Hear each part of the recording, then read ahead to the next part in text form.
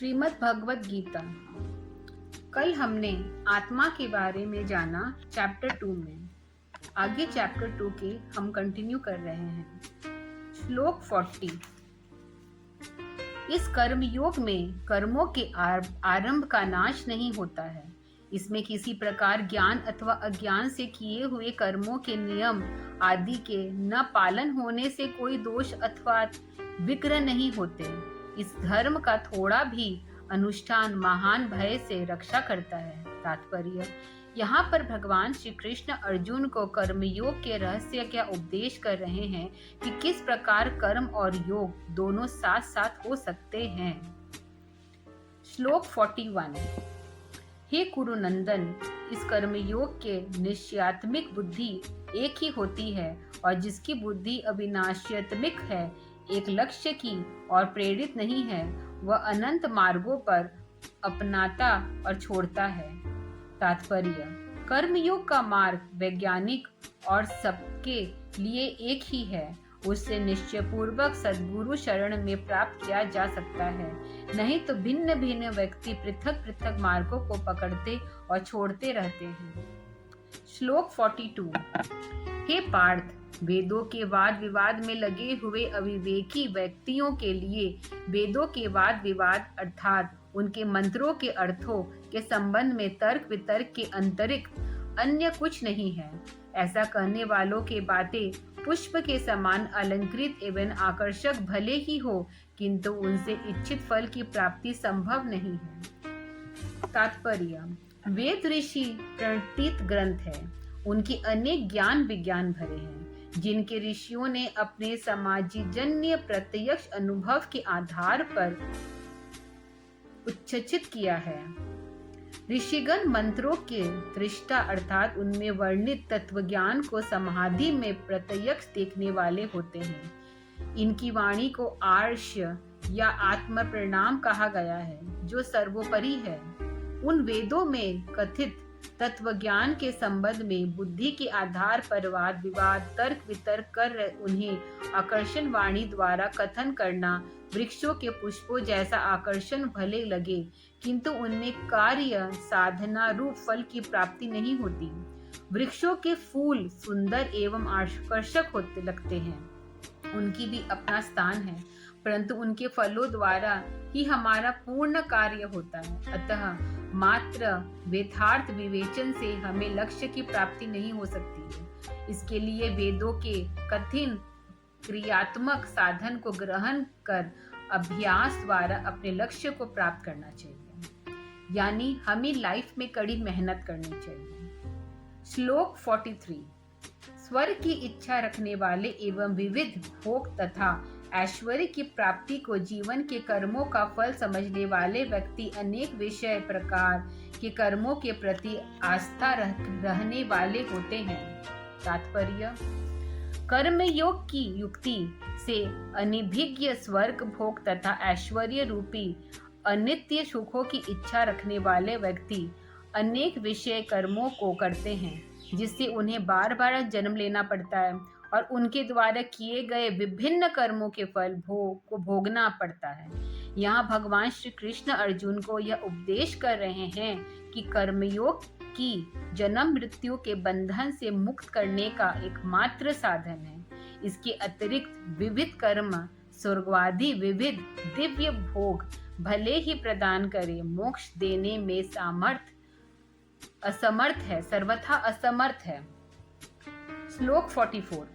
भोग तथा ऐश्वर्य में आसक्त तथा उन विविध भोग एवं ऐश्वर्य द्वारा जिनकी चेतना आकृष्ट कर ली गई है अथवा हर ली गई है, ऐसे व्यक्तियों को निश्चयात्मिक बुद्धि समाधि के लिए उपयुक्त नहीं है। तात्पर्य: जिन व्यक्तियों ने अपनी बुद्धि द्वारा विविध भोग ऐश्वर्य की प्राप्ति का निश्चय कर रखा है, उन्हें समाधि अवस्था की प्राप्ति नहीं हो सकती, क्योंकि समाधि में तो विविधता का पूर्ण अभाव होकर एक तत्व तथा अन्य तत्व का भाव ही रह जाता है।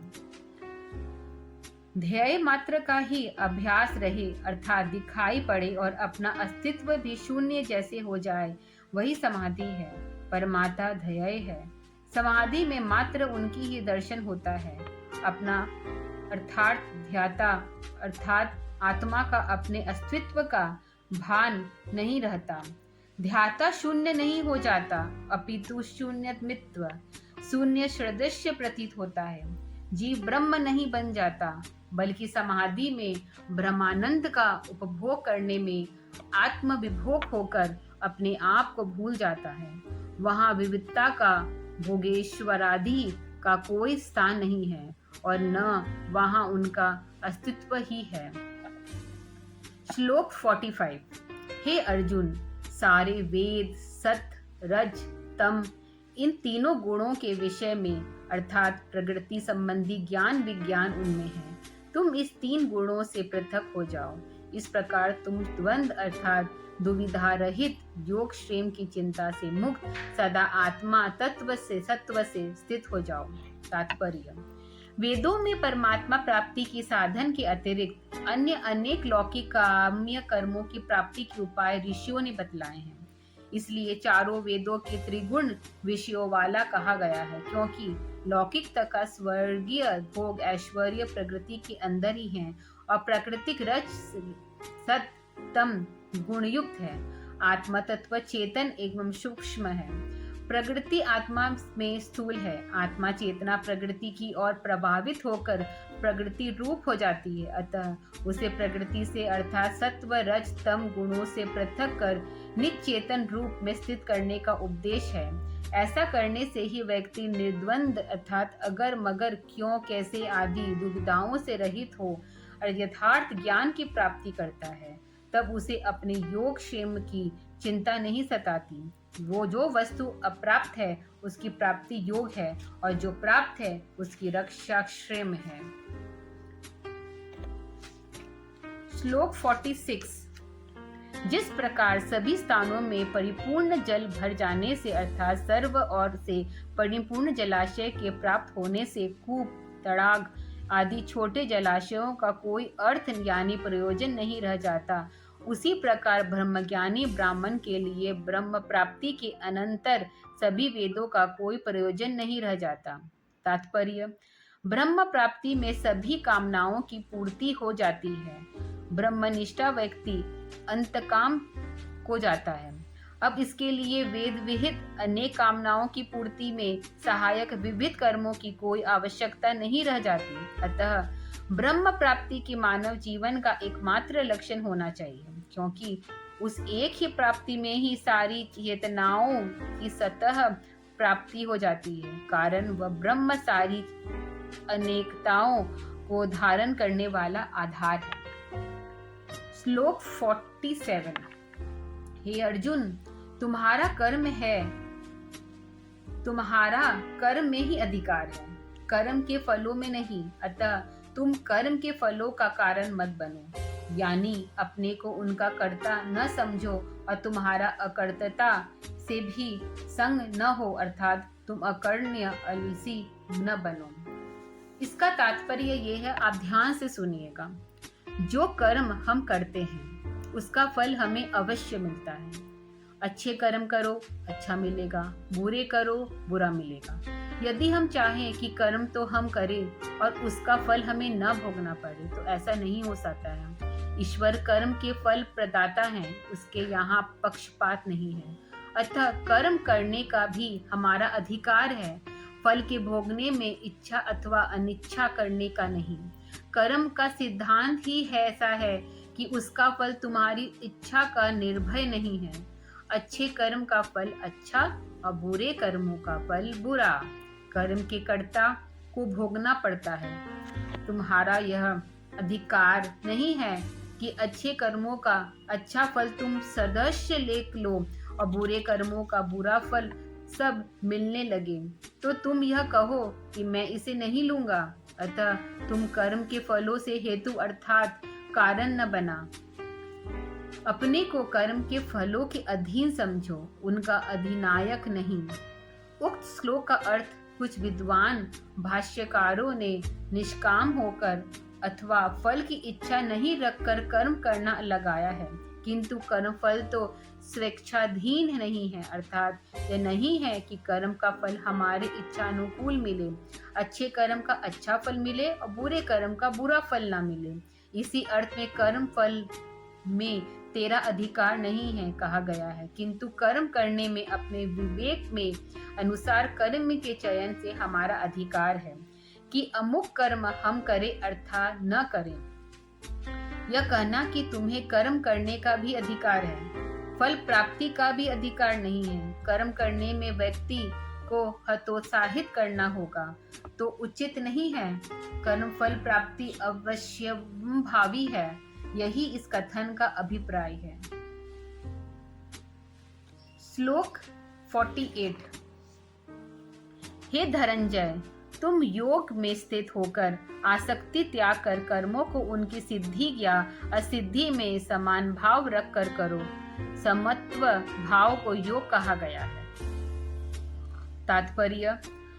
अब भगवान श्री कृष्ण अर्जुन को कर्म करने की एक विशेष वैज्ञानिक युक्ति बतला रहे हैं, जिससे कर्म की सिद्धि और असिद्धि में समान विचार रहे। ऐसा न है कि कर्म करने के पश्चात उनका अच्छा या बुरा फल प्राप्त होने से अथवा सफल या असफल होने के हर्ष या विषाद के चित्त में चंचलता हो, या कर्म के फल की प्राप्ति में विलंब देकर उन्हें असिद्धि अर्थात फलीभूत न होना समझकर चित्त में उद्विग्नता हो। कर्म फल देर सबेर मिलते ही हैं, यदि कर्म सही ढंग से किया जाए हो। कुछ कर्म तो तत्काल फलप्रद होते हैं, जैसे भोजन करना भी एक कर्म है। इसे क्षुधा की वृत्ति एवं तृप्ति तत्काल होती है। कुछ कर्म इसी जीवन में फल देते हैं, उन्हें सिद्ध मानना या हर्षित होना तथा जन्मांतर में फल देने वाले कर्मों को असिद्ध अर्थात विफल समझना और इसके लिए दुखी होना अज्ञान है। अतः इन दोनों परिस्थितियों में स्थित चरित रहना योग में स्थित होकर कर्म करने में ही संभव है। वस्तुतः योगी ही असंग अर्थात अनासक्त होकर कर्म कर सकता है, क्योंकि योगी की आत्मचेतना सुरति सदा परमात्मा में युक्त रहती है तथा चतुष्टय अंतकरण का मन, बुद्धि, चित्त, अहंकार एवं 10 इंद्रियों में पृथक रहती है। साधारण व्यक्ति आत्मचेतना को इन कारणों से युक्त रहकर कर्म करते हैं, अर्थात अतः वे आसक्त रहते हैं।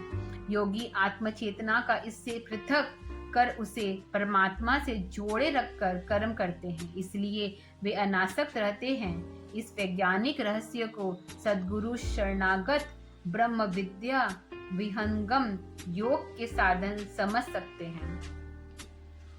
श्लोक 49। हे धनंजय, बुद्धि के योग से दूर होकर किए गए कर्म निकृष्ट है। बुद्धि द्वारा ही कर्म के औचित्य एवं अनौचित्य का निश्चय होता है। अतः बुद्धि से विचार किए बिना कर्म करना निकृष्ट यानी निंदनीय है। इसलिए कर्म करने के पूर्व तुम अपने विवेक से अच्छी तरह उसको जांच लो। मात्र फल की इच्छा रखकर कर्म करना निकृष्ट है। तात्पर्य। फल प्राप्ति की इच्छा रखकर कर्म प्रारंभ किए जाते हैं। ऐसी इच्छा रखना अनावश्यक है, क्योंकि तुम तो कर्म करने जा रहे हो, वह तो फल देगा ही।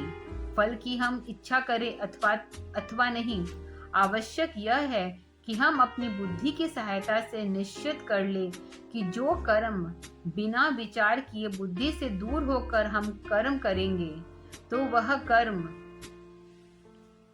अशुभ अथवा अनुपयुक्त भी हो सकता है। अतः कर्म प्रारंभ के पूर्व ही बुद्धि से युक्त होकर कर्म की करणीयता एवं अकरणीयता का निर्माण करना आवश्यक है। श्लोक 50। बुद्धि से युक्त विवेकी पुरुष अच्छे तथा बुरे कर्मों के फलों का त्याग देता है। इसके योग के लिए तुम यत्न करो, क्योंकि कर्म करने की कुशलता को योग कहते हैं। तात्पर्य। विवेकी द्वारा यह निश्चय करके कि योग के स्थित होकर कर्म करने वाला ही कर्म के परिणामों से असंग अर्थात निर्लिप्त रह सकता है। विवेकी पुरुष योग युक्त होकर कर्म करता है। एवं इस प्रकार कर्म के सारे परिणामों के अलिप्त रहकर जीवन व्यतीत करता है। ऐसे ही व्यक्ति का जीवन संसार में जल कमलवत कहा गया है। जल के साथ हमेशा जल में स्थित रहकर भी कमल के पत्ते पर जल की बूंदें नहीं लिप्त होती। इसलिए श्री कृष्ण भगवान अर्जुन को उपदेश कर रहे हैं कि तू भी इस प्रकार के योग के लिए यत्न कर। कर्म करने की इस प्रकार की कला योग है, अर्थात योग युक्त होकर कर्म करने से कर्म के परिणामों से योगी पुरुष निर्बंधन रह जा सकता है। कल हम आगे का चैप्टर कंटिन्यू करेंगे।